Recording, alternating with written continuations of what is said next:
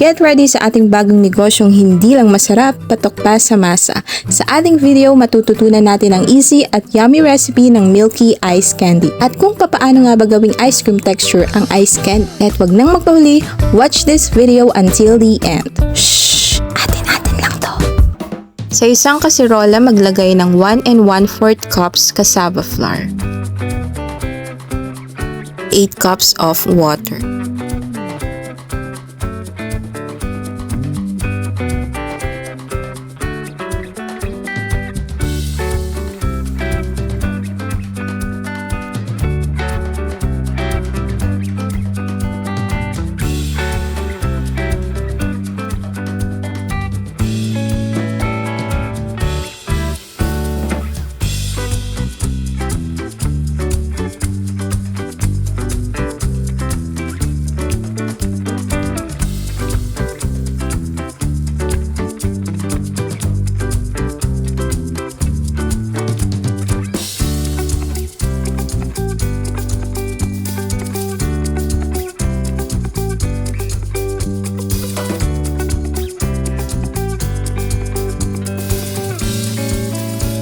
Halu-haluin lamang ito hanggang magsama-sama ang bawat sangkap.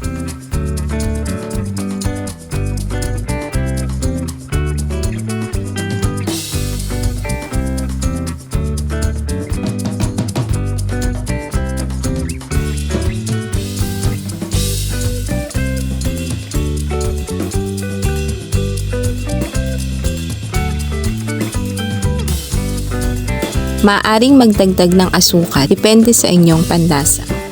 Over medium heat, haluin ng mabuti hanggang maging smooth ang texture nito.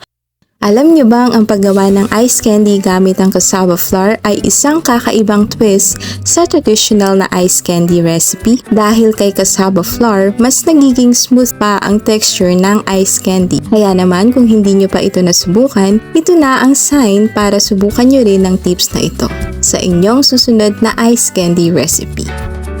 At kapag ganito na ang consistency ng ating ice candy mixture, turn off the heat.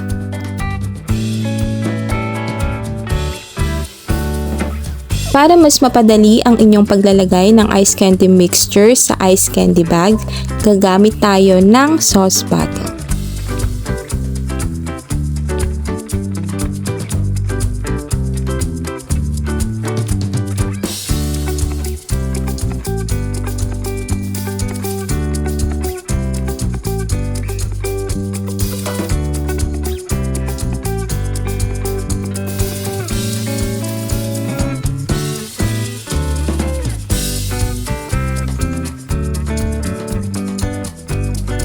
Ilagay sa freezer at hayaang mag-set ng 4 to 6 hours o hanggang maging solid ang ice candy.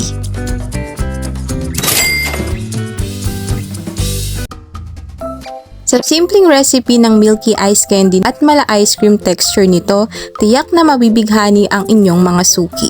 Hindi lang masarap, patok pa sa masa. Kaya't wag nang magpahuli, subukan na ang recipe na ito.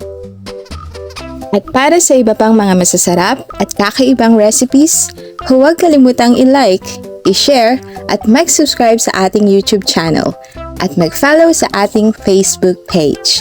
See you po on our next delightful recipes!